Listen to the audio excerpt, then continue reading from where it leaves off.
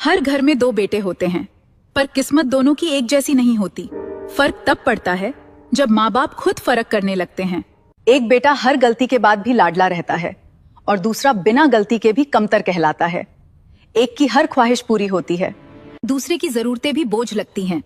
एक के लिए माँ का दिल धड़कता है और दूसरे के लिए सिर्फ जिम्मेदारियां बचती हैं। बचपन में शुरू हुआ ये भेदभाव धीरे धीरे जहर बन जाता है। एक बेटा सिर चढ़ जाता है और दूसरा अंदर ही अंदर टूट जाता है।